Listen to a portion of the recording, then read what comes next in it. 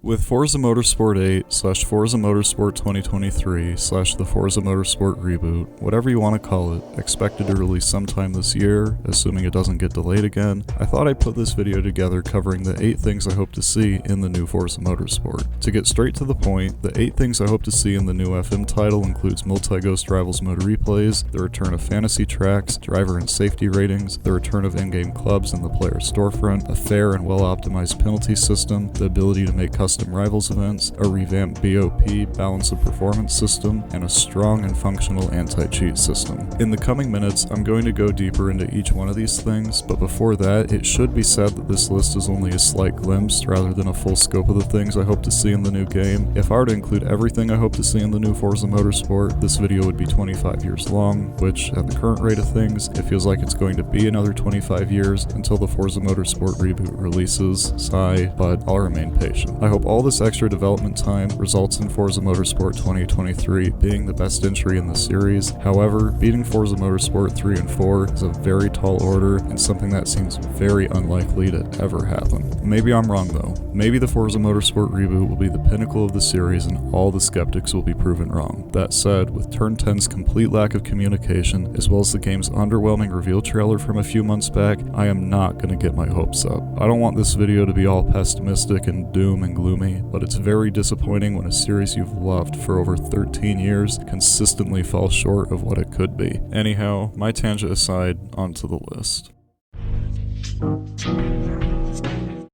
As I mentioned at the start of this video, I would love to see multi-Ghost Rivals mode replays. Although, this is a feature that's pretty unrealistic to actually be implemented. Whatever the case, as the name suggests, what I mean by multi-Ghost Rivals mode replays is the ability to load multiple ghosts into a replay of a Rivals mode event or a leaderboard, similar to that of Trackmania. Yes, Trackmania is a full-blown arcade racer, and the polar opposite of what Forza Motorsport aims to be, so suggesting Trackmania-style features in a Forza Motorsport title seems a bit out of place. But regardless, the ability to load multiple ghosts into a replay is something that would be extremely beneficial to players in all types of racing games. For instance, in the Rivals mode functionality of the Forza Motorsport titles, being able to watch a replay with multiple ghosts loaded would be of superb use to players trying to improve their lap times, as they would be able to visualize and compare their lines to the lines of the fastest player and get a full picture of why they're in 500th place on a leaderboard and why the player in the number 1 spot holds the fastest time on the leaderboard in question. With Rivals mode and time attack being my main area of interest in the Forza Motorsport titles, multi-ghost replays are among one of the top things I would love to see in the Forza Motorsport reboot, but this is more of a pipe dream feature rather than something I actually expect to see in the new game.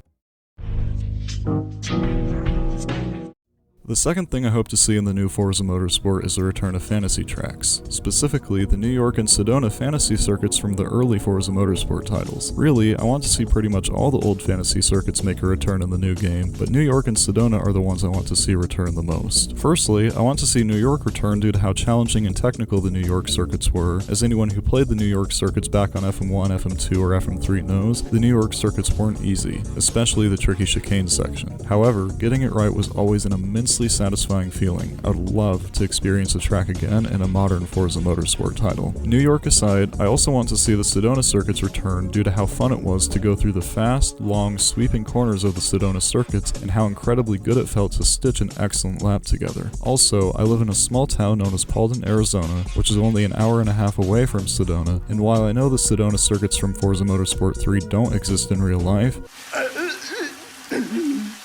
the idea of the new Forza Motorsport having a fantasy track that's located only an hour and a half away from where I live in real life is, well, no other way to put it than incredibly cool.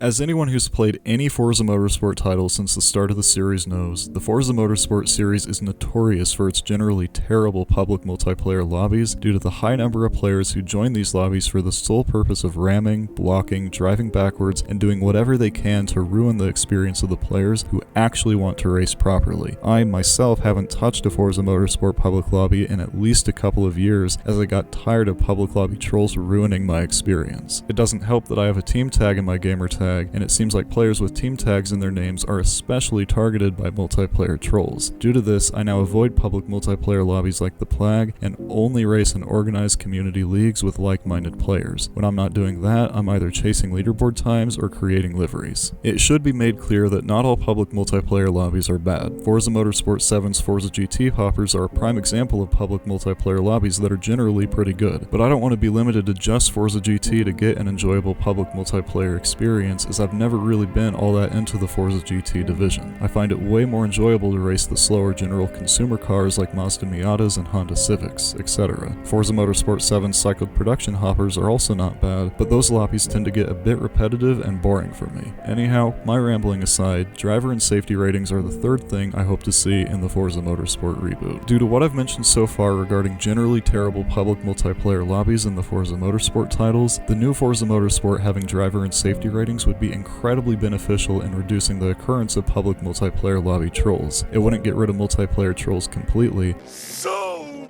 much pain!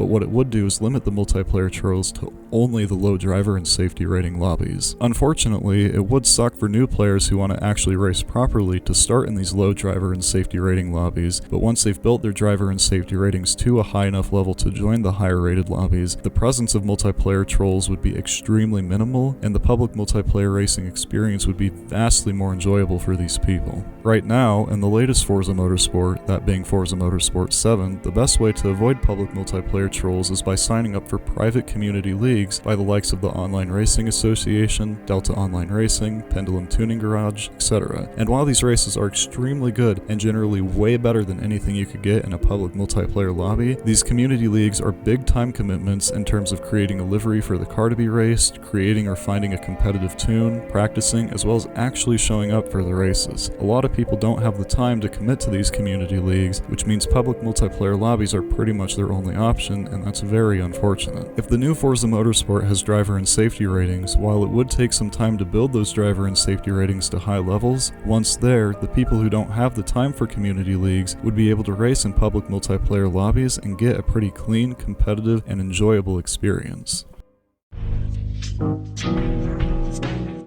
The fourth thing I hope to see in the new Forza Motorsport are in-game clubs and a player storefront. In-game clubs and the player storefront were some of the most beloved features in Forza Motorsport 3 and 4. The reason being is that, firstly, regarding the player storefront, it was a place for players to go to share things like tunes, liveries, as well as to see how they compared to other players on leaderboards that covered categories like who are the top drivers, drifters, hot lappers, tuners, painters, and photographers in the game. The players who shared tunes and liveries to the player storefront would get rewarded with things such as in-game credits whenever another player purchased their tune or livery off the player storefront. And while you can share tunes and liveries in the latest Forza Motorsport titles, it's not the same as the player storefront approach of Forza Motorsport 3 and 4. What made the player storefront of Forza Motorsport 3 and 4 stand out is that you could share tunes and liveries directly with another player, and this was especially great if you were in a team and needed a livery or tune for a league race, as a friend or teammate could share the livery or tune with you directly. In Forza Motorsport 7, if you need a tune or livery for a league race, the player who gives you the tune or livery will share it on the public Get Tunes or Find Designs section of the game. Then once you have the tune or livery, the player who shared it with you will immediately take it down so other players don't have access to it. This is especially important in big competitions where tuning is allowed and money is up for grabs. While this method has worked fine, it's a bit of a hassle to deal with. The direct sharing functionality of Forza Motorsport 4 was way better and something I hope to see in the new Forza Motorsport alongside the player storefront. Secondly, regarding in-game clubs, they were a big part of Forza Motorsport 4 due to the fierce competition that took place between the different in-game clubs. These clubs would compete to reach the top of car club leaderboards, and not only was the competition great and fun, at least from what I've been told, as I've never got to experience it myself, the fierce competition that unfolded between the different in-game clubs gave players a strong incentive to play the game, as a hit of dopamine and feeling of accomplishment that would ensue as a result of being a part of the highest ranked club in the game was incredible. The modern Forza Motorsport titles don't have an incentive as magnetic as the in-game clubs of Forza Motorsport 4, and this is massively unfortunate. As someone who's only got to experience the in-game clubs of Forza Motorsport 4 through the words of other players, I dream of being able to experience in-game clubs for myself in a modern Forza Motorsport title. Hopefully, Forza Motorsport 8/FM 2023 will be the one that sees this feature return. The fifth thing I hope to see in the new Forza Motorsport is a fair and well-optimized penalty system. In summer 2019, Forza Motorsport 7 received an update that introduced a beta penalty system to the game, as well as an updated drag race mode. This update also changed the track limits to be way stricter, and as a result, the in-game leaderboards were also wiped. This was a big update for the game as it fixed and added things that should have been there from the very beginning, back when the game was released on October 3rd, 2017. This update was much needed and overall pretty good, but one of the not so good things about it was the beta penalty system. While the penalty system was a great idea and something that was needed in the Forza Motorsport titles for a very long time, despite the good intentions Turn 10 had for the introduction of Forza Motorsport 7's penalty system, the execution of the system was less than stellar. It should be noted that the penalty system was only a beta, so that does excuse it a bit for not being very great. However, it felt like it wasn't polished enough to even be considered a beta feature. To me, it felt like it was still in the pre-beta phase. This is largely due to the inconsistency of the system. On some occasions, the penalty system was very good and gave justified penalties, but on other occasions, it was not very good and gave insane penalties over the tiniest of things. It would have been more forgivable if it stayed within the confines of the beta penalty system multiplayer test lobbies, but this wasn't the case. The system was utilized in high-stakes, cash competitions and had an impressive ability to consistently and unfairly screw over competitors over occurrences that were not penalty-worthy. I experienced this myself in the late shift competition that took place in summer 2021. On multiple occasions, I'd be in a close door-to-door battle with another competitor, and over no other reason than there just simply not being enough track space, I'd be forced a pixel or two over the track limits for a brief moment of time, then bam, just like that, I would be hit with a 3 or 5 second penalty when I gained no advantage and tended to actually lose time. I'm not the only one who experienced this, and to be unfairly penalized over occurrences that were not penalty worthy was extremely frustrating to everyone who had the misfortune of the beta penalty system hitting them with a totally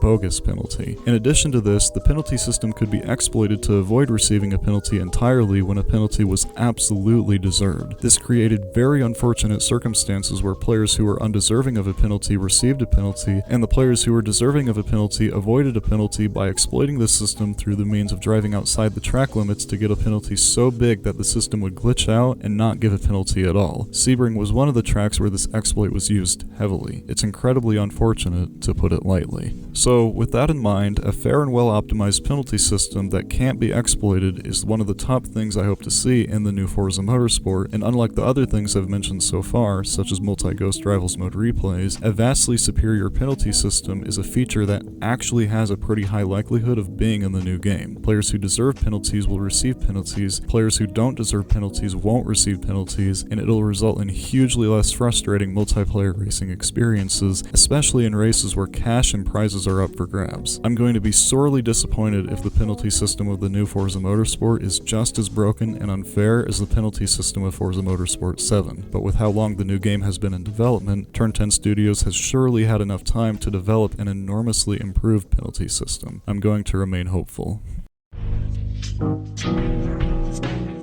The sixth thing I hope to see in the new Forza Motorsport is the ability to create custom Rivals events. Chasing leaderboards and running Rivals mode events is my favorite thing to do in the Forza Motorsport titles due to the insane sense of accomplishment I feel when I beat a personal best and move higher up on the rankings of whatever track it is that I'm running. Putting in a countless number of laps to run the fastest time you're capable of and giving it your absolute all and ending up with a top 10, top 5, or even a world record is incredibly addicting. That said, as addicted as I am and as much as I love chasing leaderboards and doing Rivals events in the Forza Motorsport titles, one of the things I've always found incredibly disappointing is the fact that players don't have the ability to create custom Rivals events. The ability to create custom Rivals events where you can set the track and car combo to be used, whether tuning is allowed or not, whether the Rivals event is public or private, etc., would be extremely beneficial to especially League and Community event organizers. For League and Community event organizers, being able to set up a private Rivals event would be of supreme usefulness in hosting Rivals-based qualifiers.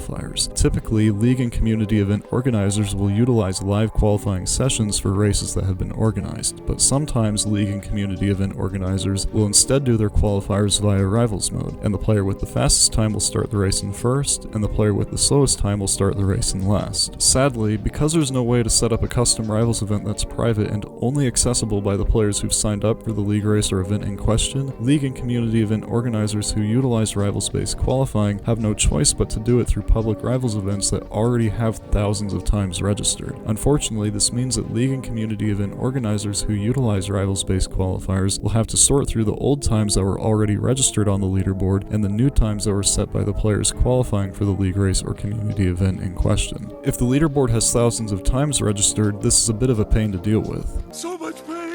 Being able to set up a custom rivals event that's private and only accessible by select players via a shared access code would make rivals-based qualifying way less headache-inducing for league and community event organizers, as the only times registered would be by the players who are going to race in the league race or community event that's been organized. Currently, league or community event organizers who utilize rivals-based qualifiers will record the times that have been registered for the league race or community event in question by adding the people who are going to race to their friends list. Then the organizer will view the leaderboard of the rivals event that's being utilized by sorting the leaderboard to the friends menu. While this method generally works pretty okay, what sometimes happens is that a player will already have a time registered in a much faster car than the one that's being used in the league race or the community event in question. So the said player will have no choice but to go on an alt account to set a qualifying time in the rivals event that's being utilized, as the old time on their main account that was registered in a different and much faster car would be impossible to beat in the car that's being used for the league race. Private custom rivals events would greatly simplify the qualifying process for league or community event organizers who utilize rivals-based qualifiers, and therefore, custom rivals events are the sixth thing I hope to see in the new Forza Motorsport.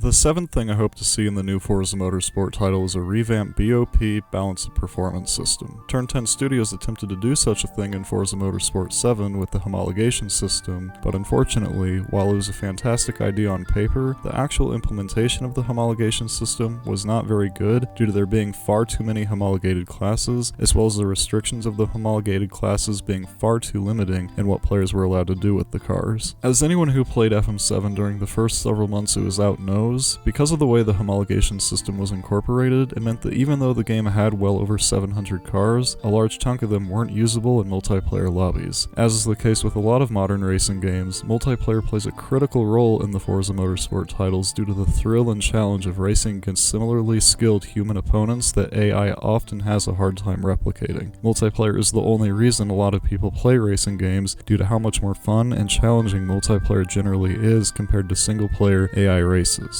So, during the first several months of Motorsport 7's life, most of the cars being unusable in multiplayer was a big deal. Luckily, in April 2018, Turn 10 largely fixed this issue by finally introducing class-based multiplayer hoppers to the game. While even today, there are a lot of cars that can't be used in public multiplayer hoppers, it's way less restricting now than it was in the first several months of FM7's running. However, in those first several months, the limited multiplayer experience due to the poor implementation of the homologation system killed most of the desire to play the game. As a result, for me personally, I mostly ignored FM7 and continued primarily playing Forza Motorsport 6 until Motorsport 7 finally saw the introduction of class-based hoppers in April 2018. This was great and all, but the class-based approach has issues of its own, and the series is in desperate need of a BoP system overhaul. One of the biggest issues of the class-based approach is that there ends up being cars and builds that are vastly superior or vastly mediocre compared to everything else in whatever the class may be, and as a result, there ends up being a select few cars that dominate leaderboards and are overused in multiplayer races. There also ends up being a selection of cars that are never touched because of how uncompetitive and underperforming they are compared to everything else in the class. The incorporation of the homologation system tried to fix this issue, and I think it did so pretty decently, at least when it comes to time attack, as, from my experience, while there's still superior cars and builds, I found the homologated leaderboards to be a bit more balanced than the class-based rivals of FM7. However, leaderboards are not the same as multiplayer races, and while the racing itself was quite close and competitive in the homologated hoppers, the problem with the homologation system was that, before the class-based hoppers were introduced, the hoppers of FM7 were on a rotating cycle of different homologated classes, and there were a lot of homologated classes that were simply never put into that cycle because of how many homologated classes are in the game. It created a very unfortunate scenario where the game had 700 plus cars, but only a handful of them could be raced in multiplayer lobbies as there was a large number of homologated classes races that were never included in the rotating homologation hoppers. While I'm not exactly sure what an updated BoP system would look like, I know there can surely be a way better system put in place to make it so there aren't as many overpowered cars, as well as make it so there aren't as many underpowered and uncompetitive cars. It gets boring seeing the same cars winning multiplayer races and dominating leaderboards, and if Polyphony of Gran Turismo and Kunis of Assetto Corsa Competizione have been able to create racing games with pretty competitive and well-balanced car rosters, I know Turn 10 Studios can do the same. At least I hope. Therefore, a revamped BoP balance of performance system is the 7th thing I hope to see in the new Forza Motorsport title.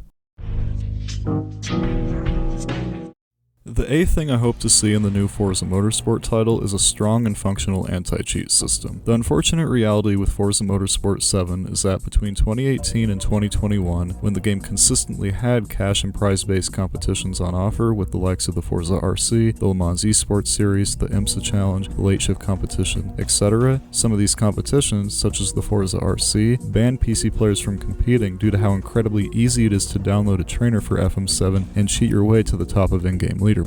There were competitions like the Late Shift competition that allowed PC players to compete, but a lot of the cash-based competitions FM7 saw banned PC players from competing because of how easy it is to cheat on the PC version of the game. Luckily, while Forza Motorsport 7 has some cheaters who plague the in-game leaderboards, it's nowhere near as bad as the cheating issue in the latest Forza Horizon titles. This is probably because the Forza Horizon titles tend to be way more appealing to casual audiences. Anyhow, even though the presence of cheating in FM7 is pretty minimal compared to Forza Horizon 4 and 5, there is still enough of a cheating presence in Motorsport 7 that resulted in PC players being banned from competing in a lot of the cash and prize-based competitions that were hosted on the game. It resulted in an unfortunate circumstance where, in the case of the Forza RC, PC players who wanted to compete had no choice but to buy an Xbox to be eligible. However, it made no sense to spend $500 or $600 on an Xbox just to be able to compete in a competition that had a very high likelihood of not giving anything in return due to the fact that only the very top competitors got paid. So a lot of PC players didn't bother and ignored the competition entirely, as the risk versus reward was not at all justifiable. The Forza RC suffered immensely from low general audience interest, then combining that with the fact that PC players weren't allowed to participate, it's no surprise that the Forza RC was eventually cancelled for good. Well, at least for now. Who knows? Maybe the Forza RC will make a triumphant return when the new Forza Motorsport releases. Only time will tell. At the end of the day, not allowing PC players to compete was a hugely missed opportunity, and I really hope the new Forza Motorsport has an anti-cheat system in place that's strong and highly functional so PC players are actually eligible to compete in cash or price-based competitions and not be limited to just a select few events. It's incredibly frustrating when players cheat their way to the top of in-game leaderboards through the use of trainers instead of taking the time to practice and develop the skills to reach the top of leaderboards legitimately. The only thing this achieves is makes it so all PC players are banned from competing and ruining it for the players who don't cheat. As the old saying goes, one bad apple spoils the bunch, and a strong anti-cheat system that prevents the use of trainers and other methods of cheating would be highly effective in preventing this from occurring. So, with that said, a strong and highly functional anti-cheat system is the 8th thing I hope to see in the new Forza Motorsport. Now, with that said, this video is coming to its end. What do you guys hope to see in the new Forza Motorsport? Make sure to like this video, leave a comment below stating what you want to see in the new game, and lastly, don't forget to subscribe to this channel for more videos like this one in the future. Anyhow, thank you all for watching, and I'll catch you in the next one.